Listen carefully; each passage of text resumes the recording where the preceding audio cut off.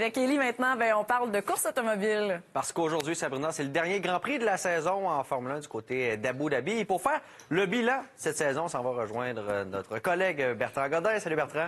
Hey, salut! Ça va bien? Ben oui, quand il y a de la course, ça va toujours bien. Et ça a été une saison quand même un peu plus intéressante qu'au cours des dernières années où, oui, il y avait une domination des Red Bull et Max Verstappen. Sauf que cette saison, ça a été un peu plus long avant qu'on concrétise Max Verstappen. Comment as-tu vu ce duel-là entre Lando Norris et Verstappen? Bien, premièrement, Verstappen a eu quand même de grands défis à relever cette saison, notamment sur le plan facteur humain, avec tout le scandale là, avec Christian Horner, aussi le départ d'Adrian Newey de l'équipe.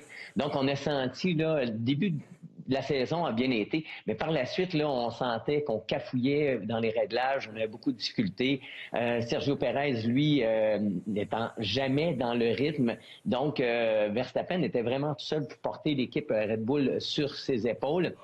Et puis, la compétition a été féroce parce que, justement, que ce soit McLaren, Mercedes, on a eu quand même des bonnes performances de ces deux équipes.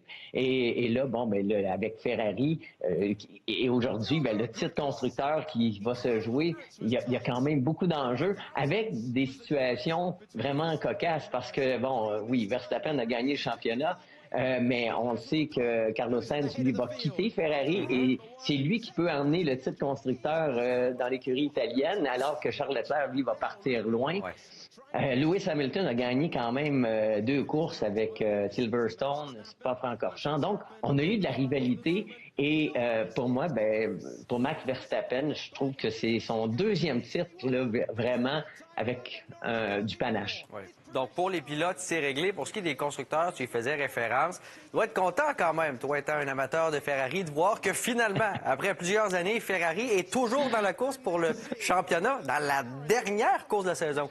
Ah oui, puis on a senti que l'équipe a vraiment progressé. Donc, c'est certain, avec Gilles Villeneuve, Ferrari est toujours dans mon cœur, mais je pense qu'il est dans le cœur de plusieurs Québécois aussi. Et on le voit justement à quel point on n'est pas loin de McLaren. McLaren qui part 1-2 aujourd'hui. On ne sait jamais ce qui peut arriver en course, hein, un accrochage avec les deux pilotes.